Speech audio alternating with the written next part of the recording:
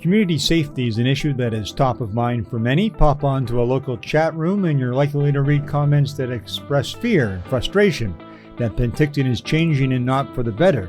On those same groups, though, you will also find kudos and thanks to the RCMP and Bylaw services for the work they're doing on the front lines. So what can we do? What are we doing? Today on Penticton, we're going to talk to the people who are working hard every day to keep us safe. Welcome, I'm Shane Mills along with Joanne Klebb, and today on Penticton, very happy to welcome RCMP Superintendent Brian Hunter and Tina Mercier, the head of the city's Penticton Bylaw Services. Welcome to both of you. Very glad to have you here. This is a topic I think people want to hear, not from Joanne and I, as much as they want to hear from you folks. So let's get right into it, Brian. Absolutely. Great to be here. So the crime stats. Every year comes out a story in all the different local media. Penticton number one again, and it's that we haven't done very well in the crime stats. Does that really tell the story of where we're at? Or can we trust the stats? Well, certainly looking at the numbers, we're a very busy community. We are up there every year. There's various measures out there. Crime Severity Index is one of them that's universally used across the country.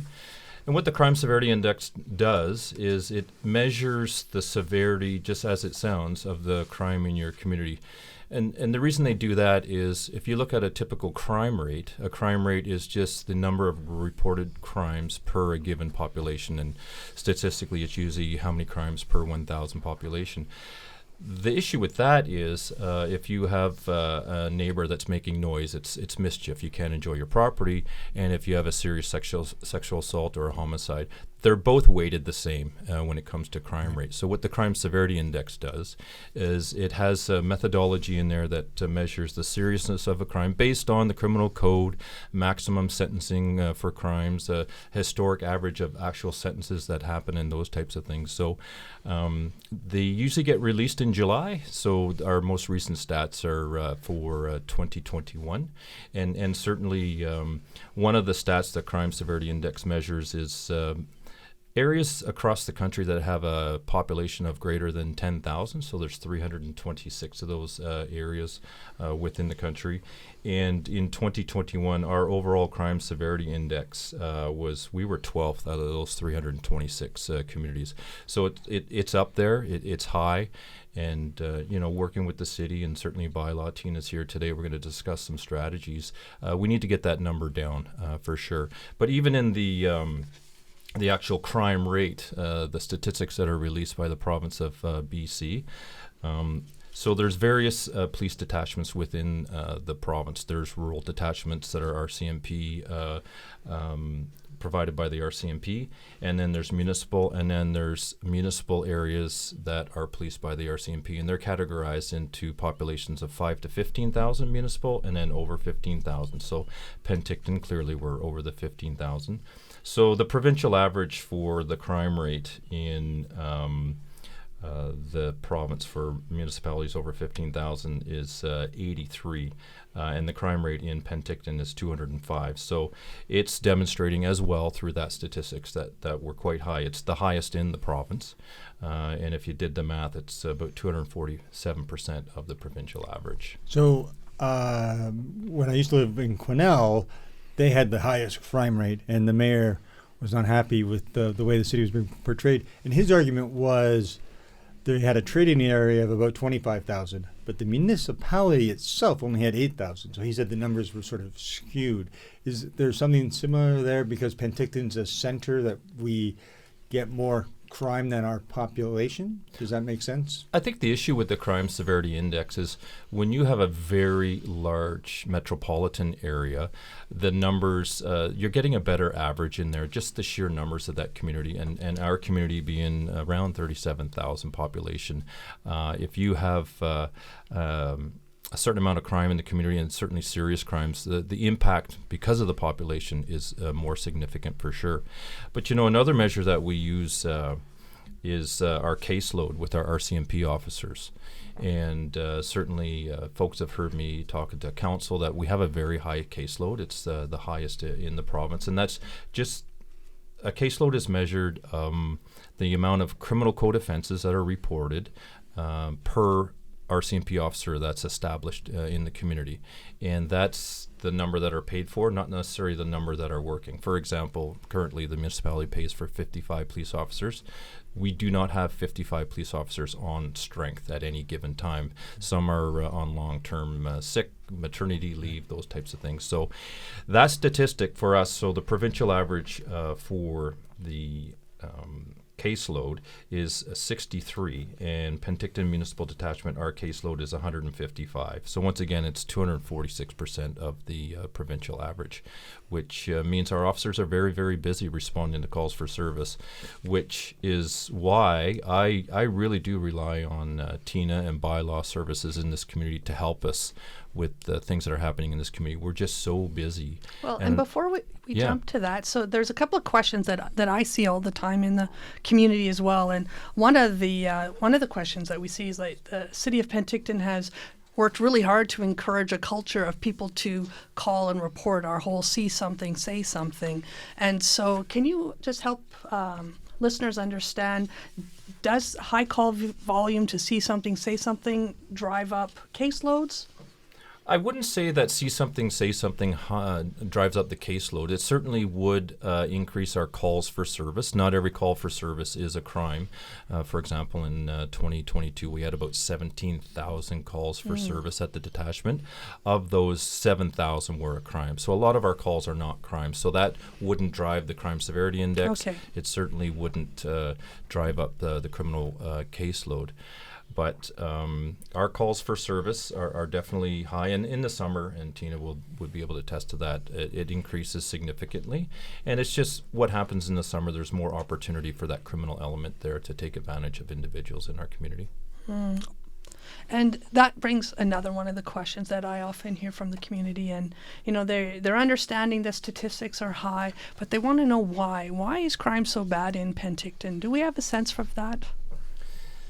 Well, the reason you have either a high crime rate or a low crime rate, or let's just say the type of crime happening in your community, has to do with the level of services you have in your community. Is it a hub community? Are people coming to your community from other places to enjoy your community?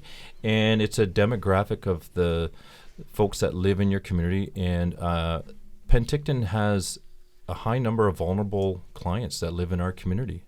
Unhoused folks suffering from addictions and mental health issues, and quite often they commit crimes, and I call them crimes, survival crimes. They're just trying to survive out there, often stealing things to convert into cash to assist with carrying on with their addictions. And that's why I'm really excited and looking forward to, I do anticipate CAR 40 program coming to this community. There's been a lot of discussion, and I know council has pushed really hard in support of my ask for that. And what will happen when we get the CAR 40 program is we're going to have a trained medical professional working right alongside our police officers in attending these calls for service with our most vulnerable clients. And the goal there is to dig in, get them some help, get them the help that they need to get them out of this cycle of survival crimes that I call. And the ultimate goal is to create a safer community for everyone, safer community for our vulnerable clients too, get them out of that cycle of addictions. You know, I could talk about prolific offenders in our community. I was just going to ask you about prolific offenders but before we go on to prolific offenders, because, you know, as someone who doesn't fully understand CAR 40, so does the medical professional, do they displace an officer in the car then? So then that officer is able to work elsewhere? So the CAR 40 program is the medical expert is in addition to our police officers. So we generally don't have two-person cars out there. So we have a member at the detachment who's basically their job description is our mental health liaison officer that works with our vulnerable clients, works with Interior Health, works with the city, works with BC Housing, and works with our housing providers in the community. So what's going to happen is this medical professional is going to work alongside this member. And because quite often when we get a call for service of somebody that's in absolute distress, be it suicidal or homicidal. The last thing they want to see is a police officer, which can at times aggravate the situation. So we'll be there. It's not like we won't be attending these calls, but we're going to have the professional assist these folks through whatever crisis they're going through. And history shows us that we get better results with that, both the safety of the police, safety of the client, and getting the client the help that they need. So it improves the response more and lets the RCMP be RCMP. 100%. Yeah. Okay. We'll talk about prolific offenders, but it just you asking that question, it struck me. I don't know how long you've been in the RCMP now, but I know I've talked to guys who have been in there for 30 years, and the job has changed. Where you used to be law enforcement, you're now part law enforcement, part social worker, part community worker, and so this allows you to go back to sort of doing your core job and what you guys signed up for. Yeah, absolutely. Our core job is public safety, public order in the community, and law enforcement is a component of that. But increasingly every year, especially, and I've said it before, this detachment in Penticton, we have the highest per capita in the region of responding to mental health calls. We average about 6 a day. And that's taking away from our ability and our desire to focus on those prolific offenders and the drug dealers in our community, conducting surveillance, doing search warrants, those types of things. And as well, during the summer, I'd love to have a crew of 3 or 4 police officers out on foot patrol, bike patrols. I think that's really important to have in our community, but it is a challenge when we're responding to all these calls for service. As I spoke to earlier, our caseload is so high. Our proactive work is very minimal in the community, which is frustrating for the police officers because they want to be out there. It was identified in the community safety review and the community survey. The community feels that there's very little proactive work. Well, they're right. There is very little proactive work at the moment. I think we have some great things coming in the city that's going to allow us to have more proactive time and specifically to focus on those prolific offenders who can have a huge impact in our community. So speaking about the prolific offenders, so you talked about the people who are committing survival crimes, and then, I don't want to be too harsh, but there are people who are just like criminals, and they're like stealing things because that's how they earn their living, and they take up an inordinate amount of your time. And again, Penticton, your officers are leading in terms of the number of interactions with these guys. Yeah, it's incredible. The whole theory behind prolific offenders and managing our prolific offenders is that it's a very small proportion of the criminal element out there that commits the majority of the crime in our communities. And we see that when we're able to arrest a prolific offender and they go through the court system and they're in jail, we see crime go down when that happens. And the minute they're out, we see the crime go back up. So currently in Penticton, we have 20 identified prolific offenders. 7 are currently in custody. And we work with probation, we work with Crown Counsel and the judiciary in managing these prolifics. We give them that extra attention. We provide a fulsome report to Crown Counsel, which includes everything that individual has done basically since they started committing crime. So the judge has this complete wholesome picture of what they have before them, which will allow them to either remand the person in custody or upon sentencing provide the appropriate sentence. I'm very excited. The province of BC is investing in the prolific offender program. As we speak, they're hiring specific Crown Counsel and specific probation officers to deal with prolific offenders. So there will be those resources in Kelowna. It's a hub model that them and only them, they will deal with our prolific offenders. So there's familiarity there. There's the ability to work with the judiciary, the judge of the day, to really make an impact and do what we can to manage these prolific offenders. A good example is last year I ran some statistics running from April of 2021 to April of 2022, just to give an idea, and I presented to council the impact prolific offenders can have. So we had 9 prolific offenders during that period, and they averaged 78 contacts each. Some were in the 100, 130 contacts, but that's each in a given year.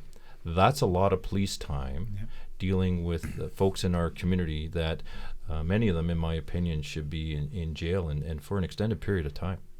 Well, I think that special court, if some of the best news I've heard in a while, to be honest. That sounds like that's really going to tackle a real problem. Yeah, so what happened there is Premier Eby, when he was the Attorney General, asked a review be done on prolific offenders and random acts of violence. It's the Butler-Lepard report. And in that report, they specifically said that the province needs to officially bring back the prolific offender management program. So since I've been here for the last 3 years, we brought our own prolific offender management program here. But what's really great now is we have that provincial backing, the provincial funding. We're getting serious about this, and we're going to have designated Crown Counsel, designated probation officers that are dealing specifically with a prolific offender. So if we have a prolific offender that is involved in an offense and we arrest them, that will not go to our standard Crown Counsel and probation. Specific Crown and probation that are mandated to deal with prolific offenders will manage that case, which is great news for all of us. And how quickly can something like that start up? Do you know? Like, are we talking this is going to start rolling right away, or is this I believe 2 the years province in the making, has the province has already advertised seeking interest in the positions. Oh, fantastic! Yes. So that's all the bad stuff, Brian.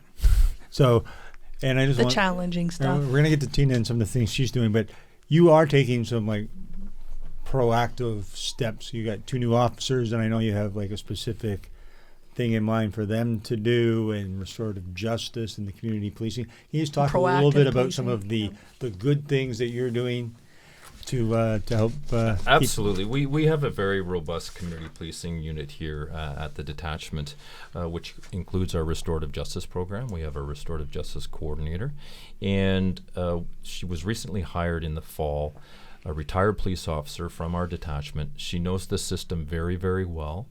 She has immense history with restorative justice, having run programs in other areas as a police officer. And she's also integrating into the school. We're working with the school district and getting programs in there. The whole idea behind the program is twofold. With the appropriate offenses that are happening out there, to keep it out of the court system. But more importantly, for the right offenses, the restorative justice program really does get to the core of what happened there. The victim has the opportunity to share how they're feeling in front of the alleged offender, and the emotions and the results of these conferences are really effective, often eliminating future offenses would this mostly be teens? It's not specific to teens. It's adults. It's teens. It could be a multiple offender. Say somebody that's been going around the community committing mischief and smashing mailboxes, those types of things. It's pretty powerful when you make an arrest and you have several neighbors in we call it a conference, a healing conference, when we get together for restorative justice, and for them to just let the offender know how it impacted them, how it made them feel. And quite often you'll see the offender do a complete 180 certainly if we get them at the right time in their life, where they eliminate those types of activities in their life. How do you identify which cases go to restorative justice? We look at the seriousness of the offense. Certainly the major, more serious, especially the person's crimes, assault, sexual assaults, they're not suitable for restorative justice. It's more the property crime and mischief and those types of things.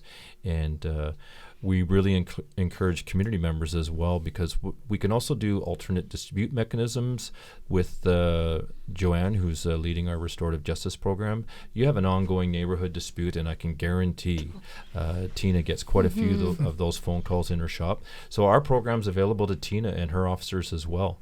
It's quite impactful when you can get 2 neighbors who've been squabbling for years to get together through an official program with an official facilitator, and I've seen it work wonders where there's never an issue again. So it's not just crimes as well, it can be other issues happening in the community.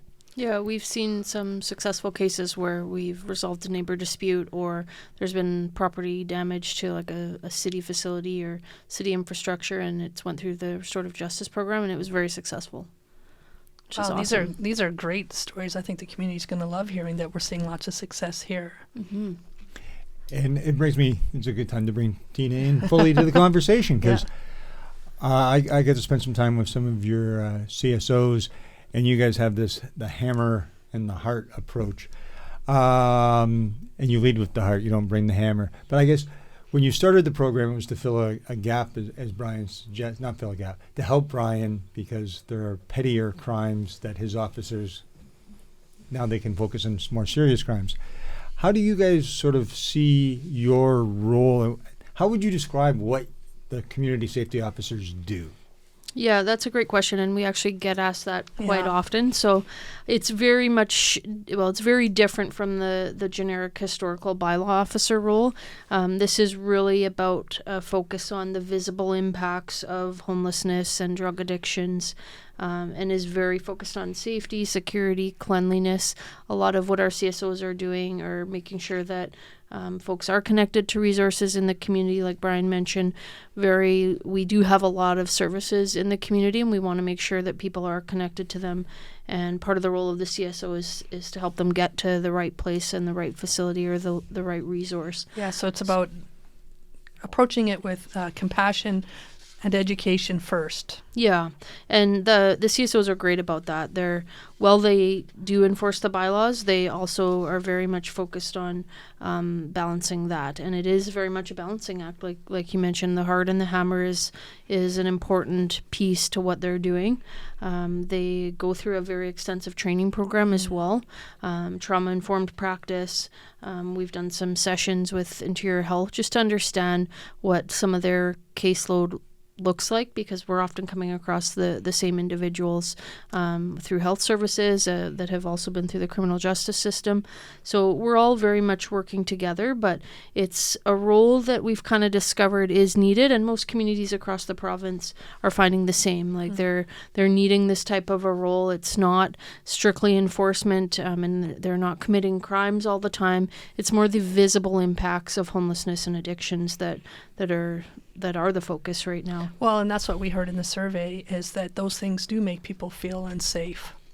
Yeah, those visible things, loitering, panhandling, they're not crimes. There's specific locations and parameters and regulations around where things can be done, and even hours and part distances. Of the RCMP, usually they get called to something, right? Like something bad has happened, and then Brian's team shows up.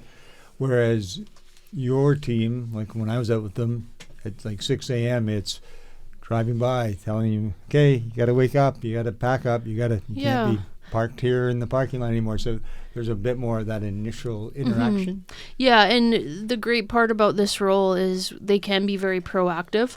We do have a high call volume, about 7,000 plus calls for service a year. However, and I saw that your calls increased like 197% between 2020 and 2021. Like, that's incredible. Yeah, very high call volume, and part of that is probably a result of See Something, Say Something campaign, but a lot of those aren't generated calls for service. They're inquiries that, we're trying to determine who's the appropriate response option. Is it police? Is it bylaw? Is it CSOs? Is it a different department, or maybe even Interior Health? Right. So call volume has increased, but the calls that we're seeing are very much related to the visible impacts and a lot of, abandoned property. So someone's left their property sitting somewhere, and we want to make sure it can either get back to that person, or if it's discarded, that it's that we can safely dispose of it. So those types of calls as well. We do get calls for loitering and transient encampments, and obviously we want to ensure that those folks at the encampments are connected to resources, that we know who's in those locations, and making sure that they are being safe, that there's no fires or any impacts that the community might see and feel from those encampments, and making sure that those individuals don't get too entrenched in one location is a big part of what we're doing as well. We've heard the term, it's like playing whack-a-mole, and unfortunately we want to make sure that people do have VATs completed, and so the community safety officers, we have a few of them trained with the vulnerable assessment tool with BC Housing, so they're able to support that process and get on a waiting list for supportive housing facilities. So that's something new and different that the CSOs are doing lately as well. Right, so the City Council has now passed first reading of the, I always get it wrong, Safe Public Places Bylaw? That's right, yeah. Safe Public Places Bylaw. And it just sort of lays out the behavior and the expectations on a variety of topics, but it also gives your guys a bit more authority to deal with some of these things. Yeah. It's a model bylaw, so it's kind of it's been in the making for a number of years, and the bylaw is really just to keep up with the public demand and requests to deal with some of these issues. So it's very much related to giving the CSOs the lawful authority to attend some of these calls for service that aren't that require more of a tiered response. So they might not require a police officer, but still the public or the business, for example, wants some support at their property, so a privately owned location but publicly accessed. And those are calls for service that the CSOs attend to help, maybe get someone moved along, Like clean something up. If I'm stuck in the drive-through at Tim Hortons, I can't go forward and I can't go back, and there's someone, panhandling. You, yeah. Now your guys will have the authority to enter the property and say you're breaking the bylaw. Yeah, that's actually, we're gathering feedback on the bylaw right now, and that's what we're seeing from a number of people. They're like, well, I thought this was already in place. So, like, what's different? What's going to be different now that if this bylaw goes through? Yeah, it's just having those very specific sections in the bylaw that are related to some of the behaviors that we've been seeing.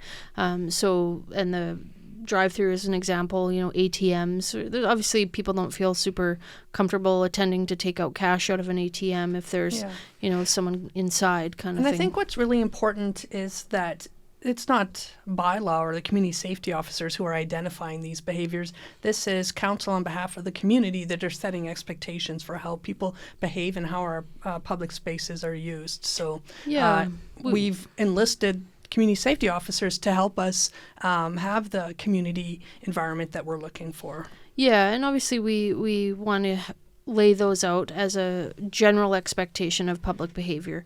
I think over the years with the opioid crisis, there has been some change in behaviors just based on reactions to drugs and things like that. But making sure that everyone follows the same types of rules and practices in our public places is important so that everyone can enjoy them and freely access them. And that's a super important part of the new bylaw. And another part I just want to add too is having very strong relationships with the community partners, the outreach workers, all of the service providers in the community, really getting those individuals connected to those partners and knowing which community service provider can provide what sort of service to that individual's unique needs. So the CSOs know them all by name and are able to kind of get them connected. So having a strong relationship with each of those partners has been very valuable. Well, and one thing that I've noticed is I would think that had we come out with this bylaw a couple of years ago, it might have been a little more threatening to those community partners and maybe the community at large. But because we've had the community safety officer program in place for a while now, the officers have built those relationships and built that trust. And so far, the proposed bylaw is being fairly well received in the community. Yeah, that's definitely advantageous, and I think it's really shows that we are, we're all in this together, and we're all very much a part of a safe community and a goal of having a positive and supportive quality of life for everyone in the community. How much frustration is there for you, Tina, or for your guys, Brian? I think the public has this expectation that, damn it, we just need more police officers and we need CSOs to clean up the streets, and like magically Penticton's going to go back to 1950. But you know what I mean? Like, what is the expectation that we need to, like, you guys are going to do your job, you're going to do your job, but what would your advice to people be in terms of expectations? Well, I think the expectations that everyone has is they want less crime in their community. They want to feel safe in their community. And, there would become a saturation point with, how many more police officers do you really need? We're not there yet, and just for the simple reason of how busy our police officers are. Like when you're talking 250% as busy as the provincial average police officer, they're really, really busy. So certainly that's why we need more resources here, and I do want to talk about the plan for the two that have been budgeted for this year moving forward. Because what will happen is when you do get saturated, it's just going to be more people going through the process, and they're going to be many of them back out the next day, that type of thing. So what really needs to happen, and we're heading in that direction with the province, is get to the core root of the problem, and it literally is addictions and mental wellness of our vulnerable clients out there. If we had the magic pill to resolve addictions and mental wellness, a lot of our issues in this community and communities across the country would flat out disappear. But we don't have that. So we're going to do our best. And like Tina was saying, we're all about offering help and getting folks the help that they need. And the majority of people, they need help. And if the right avenue is there and we help them get there, they're going to get some help. Prolific offenders and their life of crime and what they're doing is a whole different kettle of fish, as I spoke to earlier. But I would really, and if I could, I wouldn't mind talking about those two resources. Oh, yeah, no. Yeah. So it was very clear in the community safety review that was conducted and the interviews within and the surveys of community members and bylaw and police officers. There's, from the RCMP perspective, virtually zero proactive police work happening out there. And the stats show that. We're busy. We don't have time for that. I'm very pleased with council budgeting 2 more police officers that will specifically be detailed to what I will call a community safety enforcement team. So these 2 police officers will not be tied to the radio, the police radio, in regards to responding to those calls for service that are coming in. We're going to have our general duty members doing that. These 2 police officers will be out on the street. They're not going to be spending time in a police car. Their time is going to be spent out on the street, either on foot or bike patrol. We're going to be working with bylaw every single day. We're going to be working with our community providers, our housing providers, service providers, and we'll be in these various shelters and homes like many hours throughout the week. And the whole goal is to get these folks the help that they need. Certainly, they're going to have their police radio on, and if there's a call for service while they're doing a foot patrol into downtown core, they're going to deal with that. But what it's going to also accomplish is just that great integration, and the report talked about interoperability between bylaw and the police.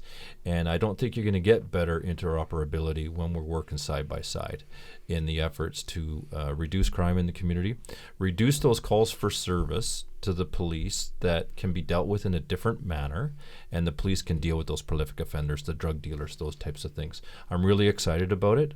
I know Tina's excited about it. I don't want to speak on her behalf, but this is what I've called the TSN turning point for the city here in regards to managing the issues that we have. Mm-hmm. It also comes down to perception a little bit, right? Because people will see the police officers, and that just makes them feel inherently safer knowing that there's police on the street. 100%. Mm-hmm. And not only that, the criminal element sees us out there as well, and it just deters those street-level crimes from happening. Like I said, I'm very excited about it, and I'm pretty sure Tina is too. Yeah, absolutely. I think obviously the more frontline and proactive support that our team can have, I think the community will see the impacts of all that, and we really hope that it does make a difference, and that high visibility is super important to everyone's perception of safety as well. I'm going to admit, when I read the report, I didn't really know what interoperability meant. I think you called it a $10 word. Yeah, it was a $10 word. And I also didn't know how, coming here new from Victoria and having lived in Surrey and Prince George and Quesnel, who all have high crime rates, the cooperation that I saw between your 2 organizations, and we shouldn't forget Chief Watkinson and the fire department, because they get called out in a lot of medical emergencies, which is not their core responsibility either. I didn't think there was a lack of cooperation, and I don't know how you guys felt about that. I agree with you 100%. I read that in the report, and not to dismiss the comments about interoperability, but I've been a police officer for 30 years. I've been a chief of police in various communities for 20 of those years. And I have never seen such a great relationship with the bylaw officers, community safety officers, and certainly the lead here, Tina, in my career. We work very well together, and we have a system at the detachment currently where if we get a call for service that we feel could be better served by Tina and her shop, it gets referred right away, either at our front counter, the folks taking the phone call, or if it comes to the watch commander. And I can tell you, Sergeant Lori Rock and Tina work together very, very well. I hear them on the phone all the time together, saying, hey, Tina, I think you folks can handle this one, et cetera, and back and forth. So we've always worked very well together.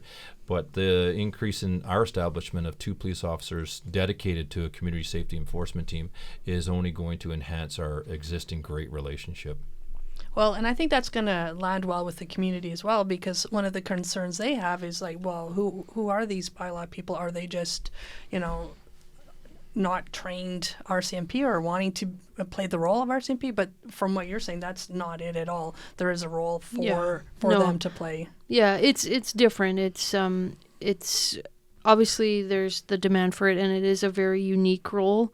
And there is actually quite a few municipalities across the province kind of picking up this type of a role with similar duties as well.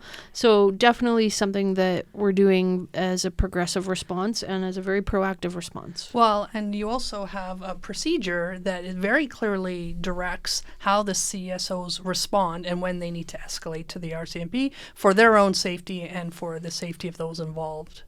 Yeah, and obviously we want to make sure our officers are safe at all times as well, and very much, I mean, when things escalate, if they do, obviously the call response option to the RCMP is there. So I definitely can say we're working very well together and have a lot of collaboration, and I think that having the strong relationship, obviously with the community partners and with our other service providers and the RCMP has made a big difference in our response and in our ability to do our job and do it well. I think you mentioned the word tiered before, and I think I don't want to call it triaging, but it's kind of like that. It's like you're making the initial contact, maybe things are fine, you move them along, you give them an aspirin, and then that's good, or things escalate, and then you need to involve Brian's team, and I think it'll be good for everyone to actually sort of understand and see. I think you're right, Brian, to actually be able to see that closeness of responsibility. And that will give people more confidence. Yeah. The tiered response model with community safety is really just determining what is the best agency to respond. And if it's not a crime, like there's no crime in being homeless, then, there's certain behaviors that would fall under the bylaw. Then obviously it's our area to respond versus on-view criminal code offense taking place. So the tiered response model is definitely something that's important, and we've followed that kind of model through our work day to day. I really am hoping that, with a lot of the work that we're doing, that we do eventually see complaints reduced, that we do see a little bit of a reduction in work and call volume for the RCMP members, and that we can kind of offload some of those lower level calls for service our way. I think that's a good place to ask the final question is, how do we measure? Like in some ways, stats are an easy measurement of success or not success. But for both of you, because you've both been around, been in different communities, how do you think we should be a year from now for having this conversation? How do we measure success? Or is it a gradual thing and we shouldn't be thinking that we're going to win the big one? I think we have to think win, and not like a black and white win, but just a win in making things better. And certainly statistics will show, if crime is down. For example, in 2022, overall crime was down 4%, our property crime was down 5%. But if you have a community that's still very upset and victimized and being vocal about it, I think that's one of our measures. How is the community feeling? Are they feeling safe? Do they feel better about their police service bylaw and what we're doing in the community? So I would say a year from now, certainly our calls for service, certainly our crime rate, the crime severity index will take some time. We need to get out of that top 10, 20. I want to get out of the top 50. And that's one of our goals. So we do have to have a win mentality in that regard. But I think it's talking to your community. Let's talk to the community. How are they feeling after a year? What are they seeing? Are they seeing and feeling a difference? Do they feel a difference? I think is really important. Yeah, the stats can tell one story, but anecdotal stories and experiences from our community members, that tells a whole nother story. Well, I think the Community Safety Review had all the stats that showed crime was bad, but also that people's perception was that it was bad. And so sometimes you can give people stats and they're like, I don't care. I still don't feel safe. And so it's about creating that community safety and sense of resilience. And I think you guys working together in that more visible role and that more authority is going to give that kind of confidence. Hopefully that's it. I don't know what you think, Joanne. Yeah, definitely. And so we've spent most of today talking about more on the enforcement side of things. And I see Tina has a copy of our Safe Public Safety Framework, which is kind of our overarching high-level plan to address all aspects of safety in the community. And so it's not all about enforcement. Today we're talking about enforcement, but there's also looking for supports and treatments. And our council just went to Victoria, or members of council just went to Victoria to start advocating on behalf of the city to look for those other kinds of supports and solutions. And that's and once we can get those, the new premier has talked about increased housing, spending a lot more money on housing, and that provides connections for you and for Brian's team, because you need those connections. It would be frustrating, I would think, to be able to, I want to help you, but there's nothing tonight, right? So I'm looking forward to the time when, the police, we often will be dealing with somebody at their worst. Often the next morning when we're releasing them from jail. And if we have a client at that opportunity, it's their worst day they've ever had. Hello, Mr. Police Officer. I'm ready and I want some help. I want the day to come where we can get them the help instantaneously and make a difference in their lives, which would make a difference in the community. I'm looking forward to that. And I do see the provincial government recognizing that.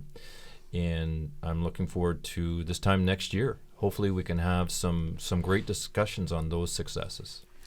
I think that is a perfect end to this edition of Penn Talkton. So I want to thank RCMP Superintendent Brian Hunter, Tina Mercier, the Manager of Bylaw Services for the City of Penticton, my co-host Joanne Klebb. Thank you for listening. We'll talk to you soon.